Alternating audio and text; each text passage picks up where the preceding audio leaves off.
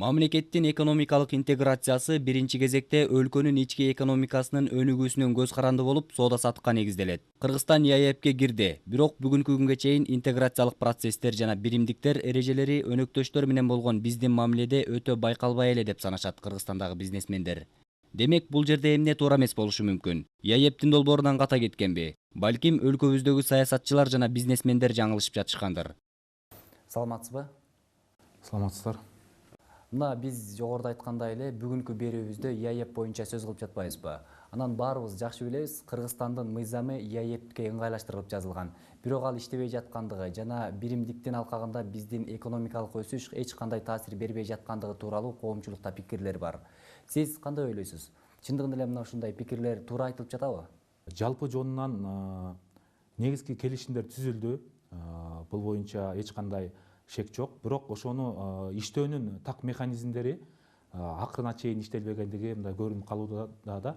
Анткени мына жаңыбызга чейин эле өзүңөргө белгилүү, бир топ биздеги ошол эле жанакы реестрге кирген экспортер деп эсептелген биздин бир топ ишканалардын ошол Казакстандан өтө албай калышы, жана башка жана фитосанитардык жалпы көзөмөлдүн дагы мындай бышпай жатыш дагы ушул биздеги жана коомчулукта айтылып аткан пикирлерге бул далил болуп бере алат да. Ошондуктан биз эң эле негизгисин ойлойбуз, бул шарттарын жакшы түзгөн менен ошонун иштөөнүн так механизмдери акыр аягына чейин иштелбегендиги буга көрүнүп жатат. Биздин ата мекендик бизнестин азыркы абалы жана мүмкүнчүлүктөрү чындыгында эле ЕАЭПтеги өнөктөштөрүбүзгө атаандаштык жарата албайбы? Атаандашса болот биздин оюбузча. Анткени биздин өзүңөргө белгилүү, биздин ишкерлер мына айыл чарбасында болобу, жанагындай жеңил өнөр жай тармагында болобу, биздин ишкерлердин өзүнүн демилгелүүлүгү, иштин көзүн билгендиги менен айырмаланып турушат. Демилге бар, шарттарын баарын аткарганга даяр, иштеп жатышат өзлөрүнүн жанагындай линиялары менен.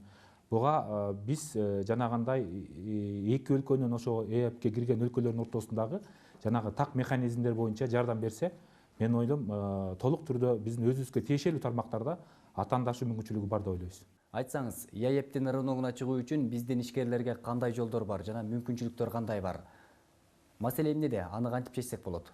Албетте бар. Бул боюнча мына биздин дагы мына айыл чарба продукцияларын ошол эле жанакы жеңил өнөр тармагы боюнча, швея тармагы боюнча көп биздин ишкерлер өзлөрүнүн ишмердүүлүгүн аткарып келе жатат. Андан тышкары бул жерде жанагы ошол жакка барып өзүнүн жанагындай Кыргызстанды таанытуу мүмкүнчүлүктөрү да бар да. Ал эми биздеги ишкерлерди жана эгерде өнөр жайды ошончолук өнүктүрө алсак, бизге дагы ошол жанакы инвестиция тарта алсак, Кыргызстанда ушул экономикалык секирик жасоого да мүмкүнчүлүгүбүз бар да. Буга бардык шарттар түзүлгөн. Анткени өзүңөргө белгилүү, бизде электр энергиянын арзандыгы, жанагындай налог жагынан бир топ жеңилдиктер каралгандыгы буга далил болуп бере алат. Эгерде өндүрүштү колго алсак, бул биздеги тең ата жанагындай өндүрүштү жолго коюуга бизде толук негиз бар деп эсептейбиз. Айрым оппоненттер ЕАЭП Кыргызстандын эсебинен чек арасын кеңейтип, Кытайдын рыногуна чыгуу мүмкүнчүлүгүнө ээ болду деп эсептеп келишет. Ошол эле убакта Кыргызстан мүчө болуудан эч нерсе таппай эле деген дагы сөздөр айтылууда. Чындыгында эле ушундайбы? Сиз мындай ойго макулсузбу? Өзүңөргө белгилүү, Кыргызстан өзүнүн географиялык жайгашуусу бул транзиттик өлкө болуп эсептелет да. Кытайдан ташылган товарлар, булардын баардыгы ошол биз аркылуу Россия жана башка ошо биздин ЕАЭПке кирген өлкөлөргө кетет. Ал эми биз аркылуу бизди колдонуу менен Кытайга кетет деген ойдон алыспыз. Анткени баарыңарга белгилүү, Казакстандын өзүнүн дагы чек арасы бар Кытай менен. Биздин дагы өзүбүзгө тиешелүү тармактар бар. Ошол эле жүк ташуу жана башка тармактар бар. Бул боюнча биз күнүгө маалыматыбыз бар да. Таможнялык төлөмдөрдүн негизинде Кыргызстандын эле экономикасына эмес, ошол эле ЕАЭПке кирген бардык өлкөлөрдөгү экономикаларга кандайдыр бир акча каражаттары түшүп турат деп айтсак жаңылбайбыз. Сиз миграция тармагында дагы иштерди аткарып келесиз, мигранттардын абалы жөнүндө жакшы билесиз. Чет жерде жүргөн биздин мигранттар ЕАЭПке киргенден кийин өздөрүн кандай сезишүүдө?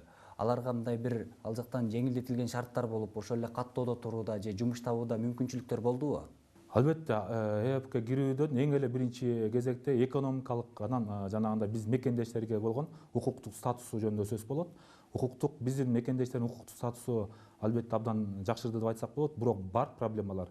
бул азыркы күндө бүгүнкү күндө чечилбей келаткан көйгөйдүн бири мен үчөөсүн санап кетсем, бул биринчиден азыркы ошо эмгек келишиминин негизинде жумуш орундарын берүү азыр ошо формалдуу түрдө алуу кыйын болуп жатат да. Бул биринчиден. Экинчиден, ошол эле биздин мекендештер ошол Россияда иштеп эмгек акысын ала албай, андан ары кулчулукка дагы, эмгек кулчулугуна дагы калуу коркунуч болуп жатат. Үчүнчүдөн, баягы эле кара тизме көйгөйү. Бул 3 маселе бар. Муну чечүүнүн жолунда албетте өкмөт иштеп жатат. Бирок мунун да так механизмдери биз мындай акыр аягына чейин көрө албай жатабыз.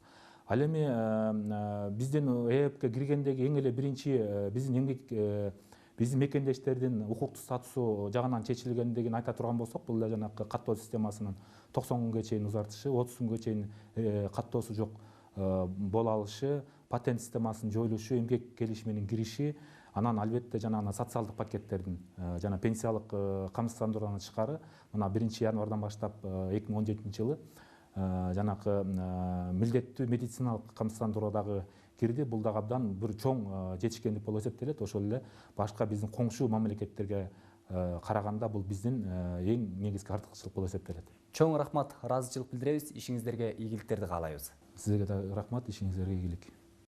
Эмгек миграция маселеси коомчулукта эки ача пикирди жаратып келет. Бир чети мигранттар чет жерден акча табуу менен жашоолорун оңдоп, үй бүлөлөрүн багып келсе, экинчи жагынан балдары кароосуз калып, ата-эне тарбиясынан аксашууда. Адистер болсо Кыргызстан бул жактан эле жумушчу орундарды түзүү керек, жарандарыбыз өз өлкөсүндө иштеш керек деп эсептешет. Мындай билдирүүлөр канчалык деңгээлде туура экенин айтуу кыйын. Кандай болгон күндө дагы медалдын эки бети болот эмеспи? Эгерде Кыргызстан жумушчу орундарды түзүп, айлык акыны жакшы төлөп берсе, миграция маселеси болмок эмес. ЕАЭПке кирген мамлекеттердин арасында эмгек миграциясына байланышкан мыйзамдардын карама каршылыктары, айырмачылыктары барбы? Евразиялык биримдиктин келишиминде каралган жоболордун баары тең ар бир ушул ЕАЭСтин мүчө болгон мамлекетиндеги мыйзамдарга имплементация болуп, же болбосо ошол каралган жоболор өзүнүн ички дагы мыйзамдарына кириш керек. Бул процесс жүрүп жатат.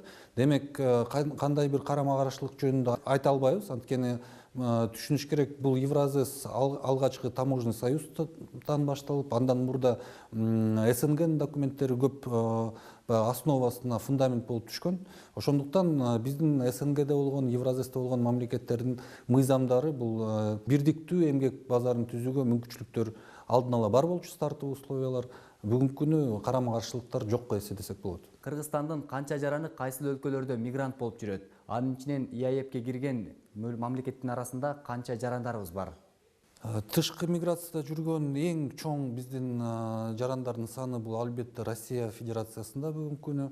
Россияда акыркы маалымат боюнча, мына февраль айы боюнча маалыматтар негизинде 580 миңге жакын биздин жаран жүрөт. Бул бир 80 миңге өсүү бар өткөн жылга салыштырмалуу. Бул Евразестин дагы ушу киргенибиз дагы бул түрткү болду. Ошол адамдар барып жеңил жумушка орношкондон кийин адамдардын саны көбөйгөнүн да биз байкап атабыз.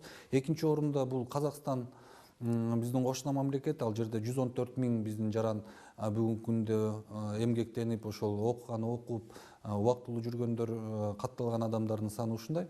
Демек, эң көп жүргөн эки ушул мамлекет. Экөө тең Евразестин мүчөлөрү. Демек, шарттар мындай жүрүүгө өзгөчө ыңгайлуу шарттар түзүлгөн. Андан кийин дагы бир 3 мамлекетти мен атап кетким келет эле. Бул Түштүк Корея. Түштүк Корея менен көп жылдан бери биздин жумушка орноштуруу атайын өкмөттүк аралык келишимдин негизинде жумуш жүрүп жатат. Экинчи орунда бул Турцияны мен белгилеп кетким келет дагы. Анан ушул Объединенный Арабский Эмират. Ушул эле 3 мамлекетте бир 40 миңге жакын биздин жаран дагы кошо эмгектенип жүрөт. Эми башка мамлекеттерди алсак, ал жакта эмгек мигранттардын өздөрүнө чакыруу дагы системалары татаалыраак, визовый дагы режимдер татаалыраак. Ошондуктан мындай мамлекетте биздин жарандар бар. Мисалы, Европа мамлекетин алсак, Италияда 7 миңге жакын биздин жаран эмгектенип деп билип келатабыз. Германияда бир топ жаштарыбыз барып, ошол эле Америкага бир топ жаштарыбыз барып иштеп келип атат. Эми 5 мамлекетке салыштырмалуу ал жерде мындай уюштурулган миграция, эмгек миграциясы жок десек болот да. Бул мындай сейрек учурларда. Кыргызстандык мигранттарга ЕАЭПке кирүү менен кандай артыкчылыктар каралган? аларды баса белгилеп ар бирине токтолуп өтсөңүз. Мына бүгүнкү күнгө чейин ички паспорттор менен Евразиястын ичинде биз саякат кылсак болот да. Башка мамлекеттерге барыш үчүн албетте загранпаспорт керек да, кээ бир мамлекеттерге, көп мамлекеттерге виза керек. Ушул ЕЭПтин ичинде жүрүү кыргызстандыктар үчүн жүрүү, ошондой эле ал мамлекеттердин жарандары үчүн өтө жеңил десек, ушул чек арадан эле билсек болот. 30 күнгө чейин биз эгерде кирсек, миграционный карта албай да киришибиз мүмкүн. 30 күнгө чейин каттоого турбай биз жүрө алабыз бул мамлекеттерде. Эгерде жумушка кире турган болсок, эмгек келишимин эч кандай жумушка уруксат албай, экзамен тапшырбай, баягы 2-3 мөөнөт, айлык мөөнөт күтпөй, очередтерде турбай эле түз эле баягы көңүл келген жумуш берүүчү менен келишим түзүп, ошол эле учурда анын дипломдору таанылып, жумушка киргенден кийин кандай ошол жергиликтүү жаран социалдык кепилдиктерге ээ болсо, ошондой социалдык кепилдиктерге дагы биздин жарандар ээ болушу мүмкүн Евразиялык биримдикте. Бирок ошол эле учурда жөнөкөй болгону менен бул эрежелер жөнөкөй экен деп сактабай койбош, буларды туура сактап жүрүш керек. ЕАЭПке кирген өлкөлөрдүн арасынан эмгек мигранттарыбызга байланыштуу пенсия чегерилгендигин дагы билебиз. Эми мына ушул узак жылдар бою сүйлөшүүлөрдүн жыйынтыгы кандай болуп жатат? Пенсия маселесинде бир чек коюлдубу? Россияда бүгүнкү күнү 540 миңден ашык биздин мурунку жарандар россиялыктын жарандыгын алган. Азыр бүгүнкү күнү баягы 20 жыл өттү. Улгайып калган адамдар дагы бар арасында. Бирок алардын баары тең ошо өз маалында Кыргызстанда иштеп, эмгектенип кетип, бүгүнкү күнү Россиядагы пенсияны алып атышат. Бир топ акчалар, пенсиялар, миллиард деген акчаларды мына Россия өкмөтү ошол бизден мурда иштеген адамдардын пенсиясын бизден эч кандай бир тыйын албай төлөп атышат да. Анан пенсия жөнүндө сүйлөшкөндө ушул маселе көтөрүлгөн Россия тарабынан. Эгерде силер пенсияларды баягы толуктап бере турган механизмдин сунуштап жатсаңар, анда ошол бүгүнкү күнү Россияда жүргөн 540 миң жаранга силер пенсияны төлөп бергиле деген маселе коюлган. Эми бүгүнкү күнү ошол аябай кыйын маселе болду. Ал чечилди десек болот. Келишим Евразиялык биримдикте абдан даярдыгы бийиктен келди. Ошол кайсыл күнү кол коюлган болсо, ошол күндөн тартып, ошол эмгектенип жаткан адамдар кийин пенсияга чыкса, өз стажындагы пенсиясын дагы алганга келишим кол коюлган жатат. Бул дагы ишке аша турган бир Евразиястын алкагында бир чоң иш-чара. Жумушка орношуу боюнча тоскоолдук жок. Бул деген эң негизги нерсе. Анткени Евразиялык биз биримдик эмгек базары жөнүндө айтып жатабыз. Медициналык тараптан дагы ошол эле биздин айткан келишим кепилдик берет. Эгерде адам мыйзамдуу түрдө жумушка кирип, эмгек келишими бар болуп, анан социалдык төлөмдөрдүн баарын ошол жергиликтүү жаран кандай төлөсө ошондой төлөөгө тийиштүү. Эгерде ошол төлөмдөр төлөнүп жатса, демек жергиликтүү эле ишмер, ошол жумушчу, жаран катары толук медициналык тармактан жардамга толук ээ. Бул үчүн албетте баягы убактылуу барып келген адам эмес, ал жерге барып, эмгек келишимин түзгөндөн кийин, төлөмдөрдү төлөгөндөн кийин, баягы социалдык төлөмдөрдү, бул биздин жарандар үчүн мурда 43% болчу Евразиялыкка кире электин алдында жарым жылга чейин, 30% болчу, 13% болуп калды. Демек дагы бул жагынан да бир жакшы бар. Ошол 13% айлыгынан төлөгөндөн кийин обязательно медицинское страхование бул биздин жарандарга да тийиштүү. Жалпысынан чет өлкөгө барган жарандар үчүн мен бир сунуштама берет элем. Добровольное медицинское страхование деген бар, страховка. Визалык мамлекеттерге баратканда бул элчиликтен сөзсүз сурайт бул нерсени. Ансыз жөнөтпөйт чет өлкөгө. Эгерде биз могу СНГнын ичинде алкагында жүрүп атсак, анда биздин көп жарандар ушул өзүнүн кепилдик жагынан, страховка жагынан көңүл бурушпайт. Анткени эч ким талап койбойт, эркин жүрүп аткандан кийин. Бирок ошондой учурларда, кыйын алып калган учурларда бул керектүү нерсе. Чет өлкөгө чыгып аткан жарандарга иштейби, ОМСке ээ болобу, эмгектенеби, ага карабастан ошол эмгек келишимин түзгөнгө чейин добровольный медицинский страхование деп коет, ошону алыш керек, андай полистерди алыш керек. Биздин айрым серепчилерибиздин сөзүнө таяна турган болсок, миграция тармагында иштер аткарылып келе жатат. Бирок 3 учур чечилбей эле көйгөйлүү бойдон калууда. Биринчиси эмгек келишими тиешелүү түрдө түзүлбөй калып жатат. Экинчиси кара тизме маселеси ошол бойдон чечилбей эле калууда. Ал эми үчүнчүсү болсо биздин чет жерде иштеген мигранттарыбыз айлык акыларын ала албай калып жатат дешет. Чындыгында эле ушундайбы? Сиздердин көз карашыңыздар кандай бул пикирге? Эми бул мыйзамсыз иштөө дагы, айлыктарын албай коюу дагы бул кайсыл бир мамлекеттерде бар, кайсыл бир мамлекеттерде жок. Эмгектенген сферага дагы жараша болот. Мисалы, эң көп Россияда биздин жарандар жүрөт. Ал жерде көп учурларда мен мыйзамдуу иштеп атам деп ойлогон адамдар алданып кайсыл бир ушу алдамчы фирмаларда келишимсиз эле формальный келишим менен иштеп атышат. Булар алган айлыктары жанагы салык төлөнбөйт, андан бир конверттерде акчаны алышат, мыйзамдаштырган эмес өзүнүн жүрүм турумун. Ушундай учурларда эмгек мигранттар жаман налог төлөбөйт деп жергиликтүү эл дагы ошол правоохранительный органдар дагы аларга каршы чара колдоно баштайт. Эң кепилдик бул жерде эмгектенгенде мыйзамдуу жумушка кириш керек. Башка учур жок. Эмгектенип мыйзамдуу иштеп аткан адамдар айлыгын так алышат. Демек бул жерде алданбаш керек. Иштей турган жерди алдын ала такташ керек. Бул тактоо үчүн биздин атайын сервистер иштеп атат. Биз лицензия берген компаниялар бар биздин көзөмөлүбүздө. Ошолорго кайрылып, мындай мыйзамдуу жол менен алдын ала даярданып барган адам бул жапа тартпайт. Кара тизмеге кирген жарандарыбыздын абалы кандай болуп жатат бүгүнкү күндө? 2013 жылы Россияда мыйзамдар өзгөрүп, ошо мыйзамдардын негизинде бир топ адамдар 2014-төн баштап кире баштаган. 2014-2015 ушул тизменин ичинде болгон адамдардын саны 180 миңден ашкан болчу.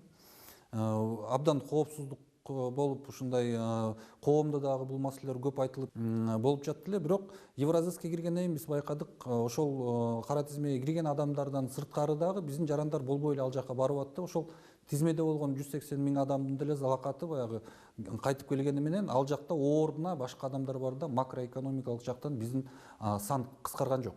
Ошол эле учурда 180-ден ашык миң адамдын ичинен бүгүнкү күнү 70 миңге жакыны кара тизмелерден чыгарылды. Бул албетте президент киришмейин же биздин премьер-министр киришмейин бул маселе чечилбей турган татаал маселелердин бири болчу. Анткени бул жарандардын баары тең ал жерге жөн кирген жок. Булар кандай бир административдик нормаларды бузуп, ошол жазалоо катарында кирген. Эми 2014-жылы кирген адамдардын баягы 3 жылдык мөөнөттөрү бүтө баштады да, булар дагы эми баягы кара тизме кыскара баштайт да. Кыскара баштаганда биз эсептеп чыктык, ушул эле 2017-жылы дагы 44 миң адамдын баягы 3 жылдык мөөнөтү бүтөт, кайра Россияга киргенге мүмкүнчүлүк ачылат. Эми бул жарандар боюнча айтсак, баары кайрылып атат. Эмне себеп боюнча булар ал жака кирген, качан мөөнөттөрү бүтөт, бизден толук маалымат алса болот. Мурункудай баягы көйгөйлүү маселелердин бири болчу, бул андай көйгөйлөр баягы бастай баштады десек болот да азыр. Мен айтат элем, чет өлкөгө барып эмгектенем деген адамдар башка жагында ойлонуш керек. Биринчиден, толук мүмкүнчүлүктөрдү Кыргызстанга калганга аракеттениш керек адам, ар бир адам чет өлкөгө кетпестен. Анткени Кыргызстанда гана болгондо бул адам Кыргызстан үчүн чоң салымды алып келе алат да, чет өлкөдө жүргөндө бул өз күчүн башка мамлекетке жумшагандай болот. Бул бир нерсе, экинчи нерсе бул үй бүлөлөрдүн урашы да, бүгүнкү күнү наристе баягы өспүрүм балдардын тарбиясы болуп атат. Келечекте эмне маанилүү болуп калат? Ошол таап баягы баласына жөнөтүп баягы эле жок болуп кеткен корокатпы же ошого баласынын үй бүлөсүнүн баягы бетинде болуп, Кыргызстанда болуп, Кыргызстандын эли менен чогуу болгон кийин туура болуп чыгабы? Баягы убакыт өткөндөн кийин. Бул жагын абдан катуу ойлонуп чыгыш керек адам. Чоң рахмат. Ыраазычылык билдиребиз. Ишиңиздерге ийгиликтерди каалайбыз. ЯЭПтин программасында интеграциялык процесстерди 2020-жылдан тартып күтсө болору жазылганын унутпашыбыз керек. Ага чейинки жылдарда карым-катнаш механизми жөнгө салынат. Азыр болсо ЯЭПтин оппоненттери бөйрөктөн чыйрак чыгарып, коомчулуктун пикирин терс жака буруу үчүн интеграциялык процессте кыйынчылык болгон маалдан колдонуп жатышкандай. Бул суроолорго болгон жооп убакыттын өтүшү менен белгилүү болуп, кимдики туура экени жана кимдики жаңылыштык экени айдан ачык белгилүү болот.